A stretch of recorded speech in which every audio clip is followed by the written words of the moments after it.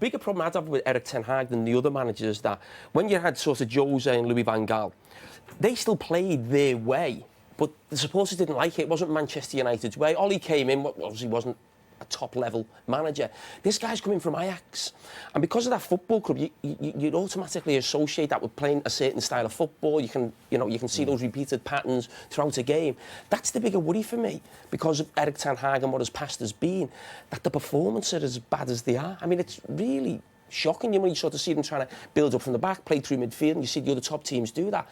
They're a million miles away from it. There was a time a few years ago where I thought, to be fair, there were some pretty poor characters in the dressing room that were here for basically the paycheck and just using the club. I don't think we've got that in this changing room at all, to be honest with you, at Manchester United. The sad thing is about this group is I think actually probably they're really good lads who want to do well.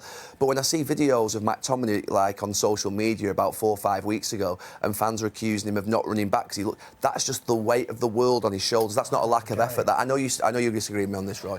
But honestly, when you are in a sort of a heavy-legged world, the world's on your shoulders, the pressure of the club and the scale of it, that's what I think these players are suffering from, not through any lack of effort or desire. That's part of the package, Gary. That's part of the package. Listen, we got stick when we played for Man United. Your memory plays tricks in you. We used to get stick and we were winning stuff. So that's part of the package of playing for Man United. That courage, that bravery, wanting the ball when you don't want it. I didn't see that. I'm not saying these are a bad group of players, but don't go down the road. They're all great lads either. You love that one as well. Everyone's a great lad. But what we saw today in the second half, we're talking about even when United were getting pulled all over the place. I'm still looking for 1 or 2 senior players to start pulling people back in. Maguire at the back, Johnny Evans, the 2 centre-halves, for example, 2 experienced players, played hundreds and hundreds of games, experienced international players. So when United were getting run ragged, even for the second, just sit in. I don't understand that bit where you just go and get lads in and go, listen, for the next 5-10 minutes, we need to sit in. United they sat in pretty well in the first half, where they're pretty solid. OK, they weren't really a threat going forward.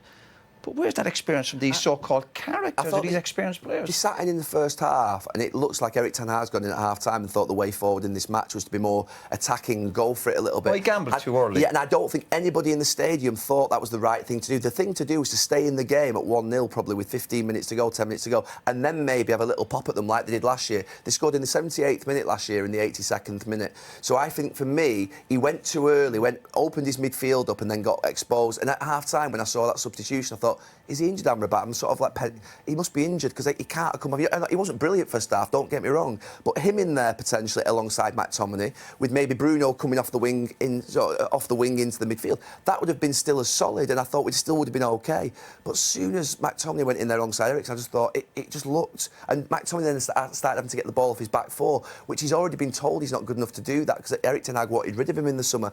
Where McTominay has got some freedom in the last few weeks is that he's just left him up front, being almost like a centre forward, and going running into the box, and he's done all right. But a lot of times we've said recently, but United, and not just against Man City, sit in and play on the counter-attack. It's as if Man United they're so far behind the other teams, they're happy just to sit in. Yeah. But you still expect more from Manchester United. It is Man City. Man City are a brilliant team, another level up, but you're still Man United. You still have to stick your chest out and go, listen, we'll try and take you on one way or the other.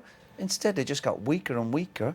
Again, the big worry for me today is physically, United look so off it, particularly second half. And I know we've had many conversations, when you're up against Man City, they do tire out and they pull you left and right, but that's where you have your experienced players say, let's sit in, let's be solid for the next few minutes, and yeah, we can have a go at them. But when we do get it, we talk about the great players at Man United, show that courage when you're in possession, instead of giving away cheaply. We talk about the captaincy again today, even Rashford, body language from a player from Man United at home in a derby game. That back 4 that started today, I think, was... I mean, Dalot was brought in by Jose Mourinho, was he not? Was he? Yeah. I mean, Lindelof was brought in by Jose Mourinho, wasn't he? Well, this is the issue. But they've all been brought in by somebody. But what I mean is, that's not about... They're brought in by different managers. None of those players. We're still watching the same players that we've actually already previously, 3 years ago, like Martial up front. We're still watching the same players that 4 years ago we thought weren't good enough then. We're still watching them play. But also, I want to get back to Eric Ten Hag. That's also his job as a manager. People always talk about your signings. I get that. Who's he actually improved who was already here? Roy's right. When you come into a club, you know, there's going to be different players signed by different people. A manager's job is to come in and improve a lot of those players. Yeah, just have a sip of water and take a moment. Don't throw it at yourself. It's not water. But look, Gary makes the point about Ten Hag is that changing him wouldn't necessarily fix what's wrong at Man United. Would you be in agreement with that? 70 odd games as a manager? Yeah. No, I'll argue all day about. I'll obviously try and defend managers. He's got to be given more time. Definitely. It's like we're defending Ollie again here, isn't it? 75 Definitely. games. But the problem is for the managers, I think he still wouldn't have a clue what his best starting team is. OK, he's got injuries, but I'd say his head is spinning with the problems he got at Man United. Where do you start? Where do you finish? From the goalkeeper to the Maguire situation. Johnny Evans is playing tonight. They don't score enough goals. Defensively, physically, they look all over the place. Oh, he'll be having a sleepless night tonight.